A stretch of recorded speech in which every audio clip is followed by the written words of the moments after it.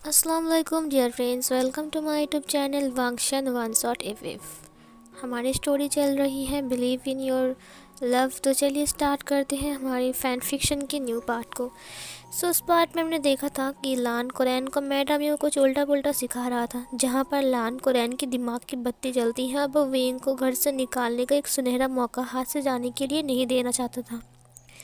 उसने madam you से कहा, थैंक यू सो मच मुझे इतना अच्छा आइडिया देने के लिए। ये सुनकर मैडम यू ने कहा, मैं चाहता हूँ कि विंग आपके घर से चला जाए, क्योंकि विंग बहुत अनलकी है। विंग जहाँ भी रहेगा वहाँ पर हमेशा बुराई ही होगा, कभी भी अच्छा नहीं होगा। लान कुरैन ने कहा, हाँ सही कहा तुमने, तो अब मैं ही करूँगा। मैं उसे घर से बाहर निकाल दूँगा, चाहे कुछ भी हो जाए। अब वांगजी उसे याद नहीं रखा है, तो वांगजी अब मुझे नहीं रोकेगा। सीन कट होता है। विंग वांगजी को मिलने के लिए आता है, बट वांगजी उसे पहचानने में इनकार करता है और अपने आईसीयू रूम से बाहर निकाल देता है।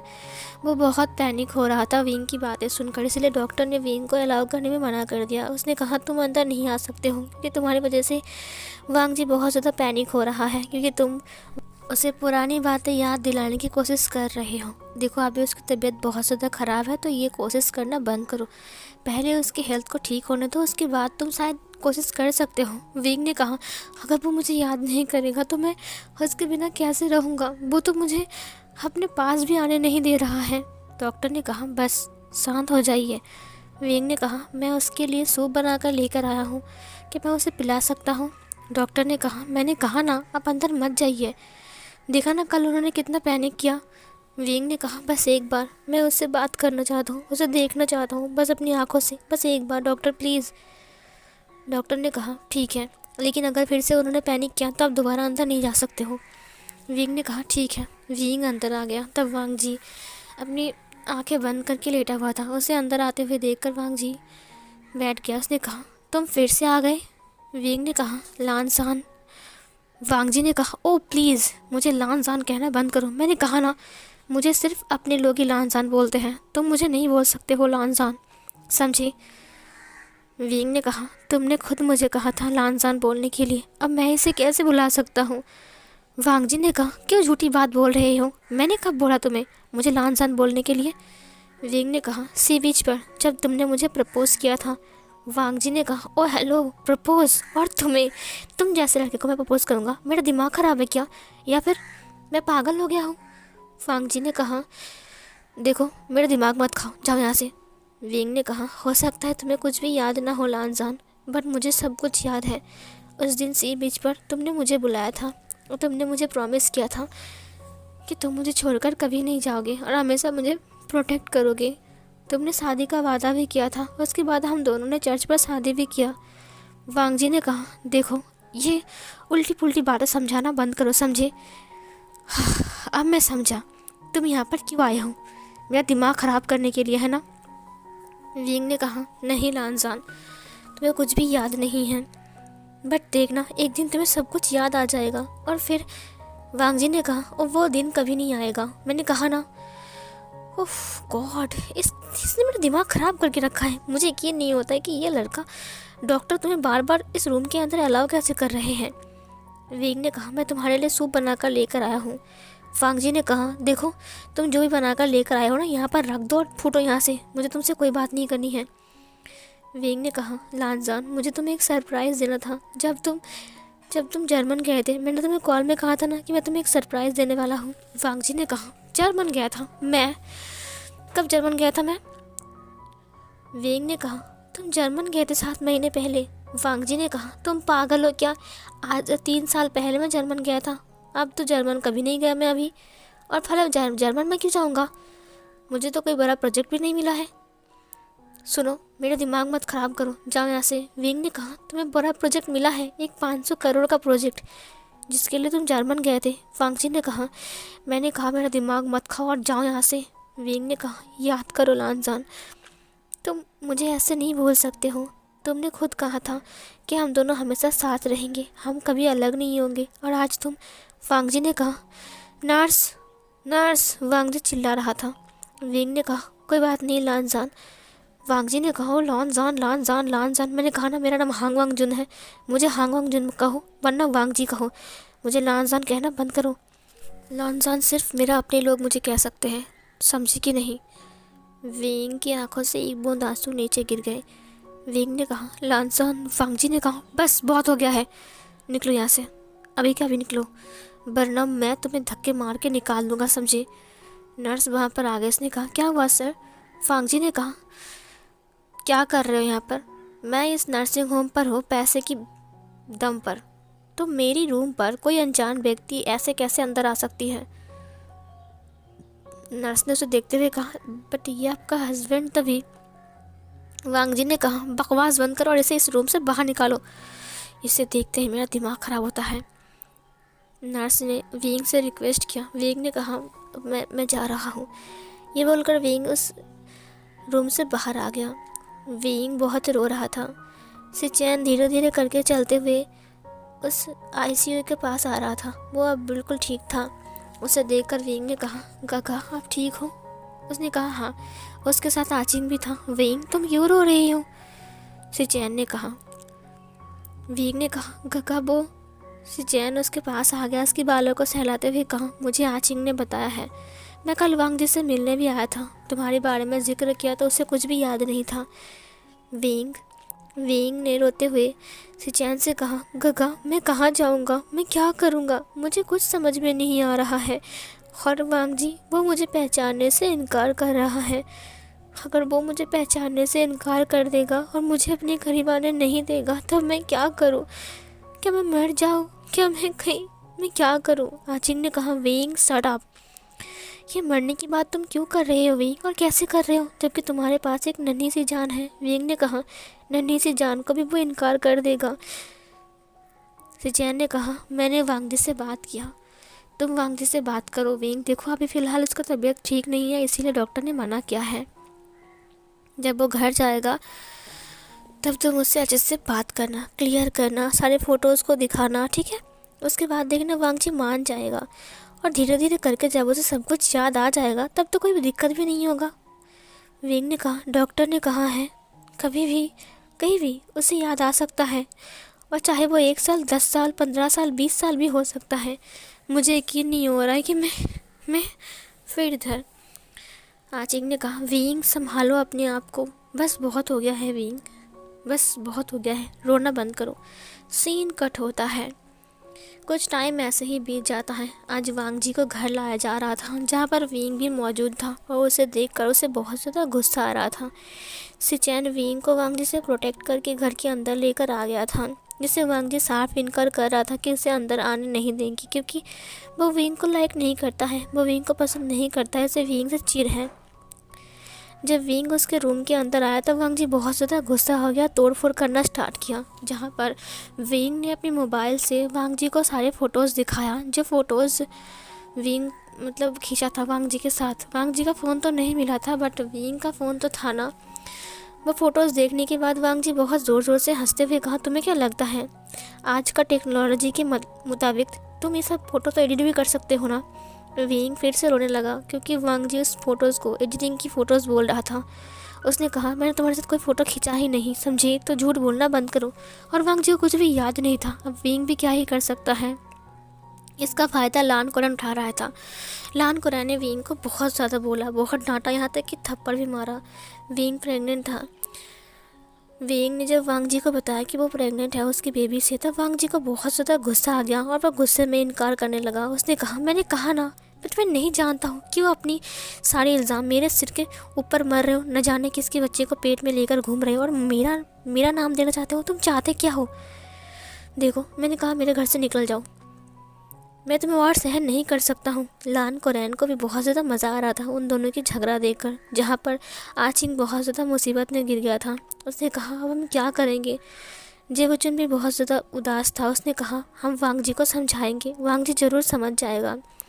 जेवुचुन वांगजी के पास आ गया जब वांगजी बेलकनी में बैठा हुआ था। जेवुचुन ने वांगजी से कहा, वांगजी ने कहा, देखिए गगा, प्लीज़ अब उस विभूषण को लेकर बात मत कीजिए। जेवुचुन ने कहा, विभूषण प्रेग्नेंट है तुम्हारे बेबी से। वांगजी ने कहा, ये झूठ है। मैंने कहा ना, मैं उसे देखा भी नहीं, मैं छूना तो दूर की बात, मैं उसके करीब भी नहीं गया कभी। मैंने उसे पहली बार देखा। उसकी भाई ने कहा, तुम सब कुछ भूल गए हो, तुम 1.5 साल की मेमोरीज़ को छोड़कर आए हो पीछे। वांग जी ने कहा, ये झूठ है। आप सब क्यों मेरे साथ ऐसा कर रहे हो? मुझे क्यों ऐसा कर रहे हो? और उसको मेरे गले में क्यों लटकना चाहते हो? मुझे समझ में नहीं आता है। क्या उसने कुछ गलत काम किया है? तो उसे बस 10 लाख 50 लाख दे दीजिए ना, उसे निकाल दीजिए घर से। मैं सच कह रहा हूँ, मैं उसे सहन नहीं कर सकता हूँ, मुझे वो बिल्कुल पसंद नहीं है, मुझे उससे चिढ़ है। ये सुनकर जे वचन ने कहा, वांग जी, उसने तुम्हारी जान बचाई थी जब तुम एक्सीडेंट हो गए थे, तुम्हें कुछ भी याद नहीं? वांग जी ने कहा, मुझे कुछ भी याद नहीं, बल्कि ये सब कुछ हुआ ही नहीं है, आप सब कुछ झूठ बोल रहे हो। मुझे कल से ऑफिस जाना है। सीन कट होता है। नेक्स्ट डे ऑफिस में वांग जी जब बैठा हुआ था, वो बहुत कंफ्यूज था। वैन चाओ ने कहा, तुमने मुझे क्यों बुलाया? वांग जी ने कहा, इस प्रोजेक्ट पर हम कब से काम कर रहे हैं, ये नया प्रोजेक्ट कहाँ से आ गया? हम तो वो वाला प्रोजेक्ट पे काम कर रहे थे ना। ये सुनकर वैन चाओ ने कहा, वो कब का निपट चुका है, ये हमारा न्यू प्रोजेक्ट है। मैंने कहा ना, तुम 1.5 साल की मेमोरीज को लॉस कर चुके हो। ये सुनकर वांग जी ने कहा, ये झूठ है, तुम सब मुझे फंसा रहे हो, मुझे पता है, मुझे कुछ समझ में नहीं आ रहा है कि मैं क्या करूँ। वैन चाओ वांग जी को शुरू से समझा रहा था। डोर पर नॉक होती है। वांग जी ने कहा, अंदर आ जाओ। वहाँ पर विंग लंच बॉक्स लेकर आया था। उसे देखकर फिर से वांग जी को गुस्सा आ गया। तुम मेरे ऑफिस में क्या कर रहे हो? और तुम्हें किसने कहा मेरे ऑफिस के अंदर आने के लिए और मेरे रूम के अंदर आने के लिए? जैसे विंग ने उसे लंच बॉक्स दिखाया, वो लंच बॉक्स को लेकर फेंक दिया। उसने कहा, दफ़ा हो जाए यहाँ से, तुम्हें किसने कहा मेरे लिए लंच लाने के लिए? विंग बहुत ज़्यादा रो रहा था। वैन चाओ ने वांग जी को पकड़ते हुए कहा, वांग जी शांत हो जाओ। विंग बहुत रो रहा था, उसके सारे इमोशन उसके ऊपर अटैक कर रहे थे, ऊपर से उसके हार्मोन्स भी उसके ऊपर अटैक कर रहे थे, क्योंकि उस वक्त में वो प्रेग्नेंट था। उसे एक ही वक्त में रोने का और हंसने का मन करता है, और आज तो विंग बहुत ज़्यादा दुखी भी था। वैन चाओ ने कहा, वांग जी वो प्रेग्नेंट है, इतना मत करो, उसके ऊपर मत चिल्लाओ। ये सुनकर वांग जी ने कहा, तब मैं क्या करूं? वो प्रेग्नेंट है तो मैं क्या करूं? वो मेरे सामने ऐसे क्यों आता है? मैंने उसे कितनी बार कहा मेरे सामने मत आओ, मैं तुम्हें नहीं जानता हूँ, लेकिन फिर भी वो हर वक्त मेरे रूम के अंदर आ जाता है, पता है, हर वक्त, वो भी बिना परमिशन के। मुझे बहुत ज़्यादा गुस्सा आता है उसके ऊपर, सुबह सुबह इसका फेस देखना पड़ता है मुझे। विंग को बहुत ज़्यादा बुरा लगा। जो इंसान उसे बाहों में लेकर सो रहा था, और जो इंसान उसे बाहों में नींद को उठते ही उसकी बाहों में विंग को देखना चाहता है, वो इंसान आज सुबह सुबह उसका फेस देखकर बहुत ज़्यादा गुस्सा होता है। विंग ये सब कुछ सोच कर ही रो रहा था। वैन चाओ ने कहा, विंग रोते हुए बाहर चला गया। थोड़ी देर बाद वैन चाओ विंग के पास आया। जब विंग बाहर खड़ा था, वैन चाओ ने कहा, देखो विंग, वांग जी की हालत बहुत ज़्यादा ख़राब है। मुझे पता है कि तुम्हें बहुत बुरा लग रहा है, लेकिन इस वक्त वांग जी को कुछ भी याद नहीं है। अब बताओ हम क्या करें? मैं चाहकर भी कुछ नहीं कर सकता हूँ विंग, मुझे माफ़ कर दो। विंग ने कहा, कोई बात नहीं, मैं क्या करूँ, मुझे कुछ समझ में नहीं आ रहा है। वैन चाओ ने कहा, मेरे पास एक आइडिया है। विंग ने कहा, क्या आइडिया? इधर वैन चाओ ने कहा, मैं शाम को तुम्हारे घर आ रहा हूँ, ठीक है? विंग ने कहा, ठीक है। विंग को वैन चाओ घर भेज दिया, और वैन चाओ ने कहा, मुझे वैन चिंग की मदद चाहिए। उसके बाद वो वैन चिंग को लेकर शाम को लान हाउस आता है, जहाँ पर वांग जी लैपटॉप में काम कर रहा था। विंग और जियांग चंग दोनों किचन में काम कर रहे थे। विंग बहुत खोया खोया सा था और सब्जी काट रहा था। वो बार बार वांग जी को ही देख रहा था। जहाँ पर सिचेन और उसके अंकल साथ में बैठकर डिस्कस कर रहे थे कुछ मीटिंग्स के बारे में। तभी अचानक वैन चिंग और वैन चाओ को देखकर लान कोरियन ने कहा, क्या बात है तुम लोग यहाँ पर? वैन चाओ ने कहा, कुछ ज़रूरी बात है, इसीलिए हम दोनों यहाँ पर आए हैं। ये सुनकर आचिंग और विंग दोनों ही बाहर आते हैं, जहाँ पर मेड्स को वो लोग काम करने के लिए बोलते हैं, और मेड्स खाना बनाने लगते हैं, और विंग और आचिंग दोनों ही किचन से बाहर आते हैं। वैनचिंग ने विंग से पूछा, अब तुम कैसे फील कर रहे हो विंग? विंग ने कहा, मैं थोड़ा ठीक हूँ। वैनचिंग ने कहा, तो अच्छे से खाना खाना और अपना ध्यान रखना, क्योंकि तुम्हारे पास अब बेबी भी है, समझी? विंग ने कहा, हाँ ऑफ कोर्स वैनचिंग, थैंक यू सो मच मुझे वो मेडिसिन देने के लिए। वो मेडिसिन लेने के बाद मेरी कमर का पेन थोड़ा गायब हो चुका है। वैनचिंग ने कहा, हाँ वो विटामिन्स के और कैल्शियम की वजह से हो रहा है, क्योंकि बेबीज़ को भी विटामिन्स और कैल्शियम्स की बहुत ज़रूरत है ना, इसीलिए। विंग ने कहा, थैंक यू सो मच वैनचिंग मुझे इतना कुछ समझाने के लिए। वांग जी को बहुत ज़्यादा गुस्सा आ रहा था कि उसका बेस्ट फ्रेंड वैनचिंग विंग से इतना क्यों बात कर रहा है, जैसे कि वो कितने दिनों से उसे जानता है। वांग जी को तो पता भी नहीं था कि वैनचिंग और विंग किस बारे में बात कर रहे थे। थोड़ी देर बाद वांग जी को समझ में आ गया कि विंग प्रेग्नेंट है, इसीलिए वैनचिंग उसके बारे में बात कर रहा है। वांग जी ने कहा, ये सब कुछ ये नाटक है ना, सब कुछ नाटक है अंकल। उसके अंकल ने कहा, वांग जी शांत रहो, वांग जी चुपचाप अपना काम कर रहा था। वैन चाओ ने कहा, तुम्हें सब कुछ नाटक लग रहा है वांग जी। वांग जी ने कहा, ऑफ कोर्स वैन चाओ, और इस नाटक में तुम भी मिले हुए हो। मुझे तो हैरानी हो रही है कि मेरी बेस्ट फ्रेंड वैन जिंग वो भी इस लड़के के साथ मिला हुआ है। वैन जिंग ने कहा, वांग जी प्लीज़ शांत हो जाओ, देखो इस वक्त विंग प्रेग्नेंट है। वांग जी ने कहा, हाँ ये वर्ड मैं लाख बार सुन चुका हूँ, बस करो अब मुझे और नहीं सुनना है। और वैसे भी अगर ये पेट से है तो इसे लेकर जाओ ना, कहीं अच्छी जगह पर रखो। हमारे घर पर ये क्या कर रहा है? मुझे समझ में नहीं आ रहा है कि इसका फेस मुझे बार बार क्यों देखने को मिल रहा है। ये सुनकर लान कुरैन बहुत ज़्यादा हैप्पी था और वो हंस रहा था। उसने कहा, वाओ, मुझे यकीन नहीं हो रहा, जिस वांग जी ने मुझे ठुकराया, जिस वांग जी मेरे साथ लड़ रहा था सिर्फ विंग के लिए, आज वही विंग को इनकार कर रहा है। जेवुचुन ने कहा, वांग जी यहाँ पर कोई नाटक नहीं चल रहा है। नाटक तो तुम कर रहे हो शायद। वांग जी ने कहा, मैं नाटक कर रहा हूँ? ओ कम ऑन ब्रदर, मुझे लगता है कि आप सब लोग मुझे फंसाने की कोशिश कर रहे हो। ज़रूर इस ओमेगा ने कुछ किया है जिसकी कोई माफ़ी नहीं है, और उसको आप लोग मेरे गले में लटकाना चाहते हो, है ना? क्योंकि वो आपकी ओमेगा हस्बैंड का ब्रदर है। ये सुनकर सिचैन ने कहा, वांग जी बस करो अब। वांग जी चुप हो गया। इधर वैन चाओ ने कहा, वांग जी तुम कहना क्या चाहते हो? वांग जी ने कहा, मैं यही कहना चाहता हूँ कि मैं इसको नहीं जानता हूँ और इसको मेरे सामने से लेकर जाओ। वैन चाओ ने कहा, ओ इसका मतलब तुम इनकार कर रहे हो कि विंग तुम्हारा ओमेगा हस्बैंड है और वो बच्चा तुम्हारा है ना? वांग जी ने कहा, बच्चा? शादी नहीं हुआ है, ऊपर से बच्चा लेकर आ गए कहाँ से? ये सुनकर वैन चाओ ने कहा, वांग जी विंग के साथ तुम्हारी शादी हुई थी और विंग तुम्हारे बेबी से प्रेग्नेंट है, समझे? वांग जी ने कहा, झूठ बोलना बंद करो वैन चाओ, और हाँ मुझे पता है कि तुम इसके साथ मिले हुए हो, इसीलिए आज से मैं तुम्हें विश्वास नहीं करूँगा। वैन चाओ ने कहा, ठीक है तुम मुझे विश्वास नहीं करोगे, लेकिन डीएनए रिपोर्ट पर तो विश्वास करोगे ना? ये सुनकर वांग जी ने कहा, क्या डीएनए रिपोर्ट? सब लोग चौंक गए। लान कुरैन भी चौंक गया। वांग जी ने कहा, डीएनए रिपोर्ट का मतलब क्या है तुम्हारा?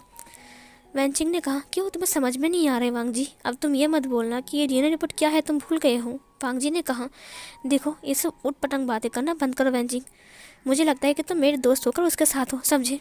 वैन चिंग ने कहा, देखो हम झूठ बोल सकते हैं कि विंग के साथ तुम्हारी शादी हुई है, विंग तुम्हारे बेबी से प्रेग्नेंट है, बट डीएनए रिपोर्ट तो कभी झूठ नहीं बोलेगी ना वांग जी। वांग जी ने कहा, इसका मतलब तुम चाहते हो कि मैं डीएनए टेस्ट करवाऊँ, वो भी इसके पेट में पलते हुए बच्चे के साथ? ये सुनकर वैन चिंग ने कहा, हाँ तुम डीएनए रिपोर्ट बनाओ विंग के बेबीज़ के साथ। अगर तुम्हारा डीएनए मैच हो गया तो ये प्रूफ हो जाएगा कि ये बेबीज़ तुम्हारा है, तो तुम्हें मानना पड़ेगा कि विंग तुम्हारा मैरिड ओमेगा है और जिसे तुम्हें मार्क भी किया है। वांग जी ने कहा, बकवास है ये सब कुछ बकवास है।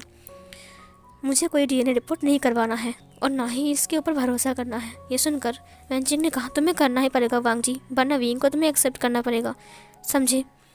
वांग जी ने कहा, अच्छा। वैन चिंग ने कहा, अगर डीएनए रिपोर्ट पॉजिटिव आ गया तो तुम्हें प्रूफ हो जाएगा कि विंग के साथ तुम्हारी शादी हुई थी और तुम 1.5 साल की बातें भूल गए हो, और विंग के पेट में जो बच्चा पल रहा है वो किसी और का नहीं बल्कि तुम्हारा है। वांग जी बिल्कुल चुप हो गया।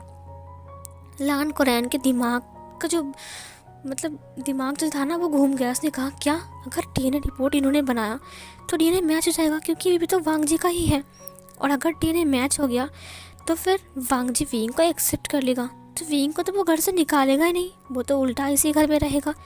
अब मैं क्या करूँ? मुझे तो कुछ करना ही पड़ेगा। अगर डीएनए मैच नहीं हुआ तो शायद वांग जी को गुस्सा आ जाए और फिर विंग को बाहर निकाल दे, लेकिन मैं ये करूँगा कैसे, क्योंकि डीएनए तो मैच होने ही वाली है। वांग जी ने कहा, ठीक है मैं डीएनए रिपोर्ट करवाने के लिए तैयार हूँ, मेरी एक शर्त है। ये सुनकर वैन चिंग ने कहा, तुम्हारी एक शर्त है, और वो शर्त क्या है? वांग जी ने कहा, मैं डीएनए टेस्ट करवाऊँगा और अगर डीएनए मैच नहीं हुआ तो इस ओमेगा को इस घर से जाना पड़ेगा। विंग बिना डरते हुए सामने आ गया। उसने कहा, ठीक है लानजान, मैं तैयार हूँ, तुम्हारी शर्त मुझे मंजूर है। वांग जी ने कहा, सोच लो विभूषण, अगर तुम्हारा बच्चे के साथ मेरा डीएनए मैच नहीं हुआ तो तुम्हें हमेशा हमेशा के लिए इस घर से और मेरी ज़िंदगी से दफा होना पड़ेगा, समझे? और तुम दोबारा कभी मुझे अपना ओमेगा हस्बैंड मेरा ओमेगा हस्बैंड बोलकर खुद को तुम बोलकर नहीं आओगे, समझे? विंग ने कहा, मुझे मंजूर है। विंग ने कोई गलती नहीं किया था, विंग को पता था कि डीएनए मैच होने वाला ही है, क्योंकि ये बेबी वांग जी का ही है, इसीलिए विंग बिना डर के मैंने बोल दिया। वांग जी ने कहा, ठीक है तो हम कल ही जा रहे हैं। मुझे इससे छुटकारा चाहिए। वेंचिंग ने कहा ठीक है, हम कल ही जा रहे हैं।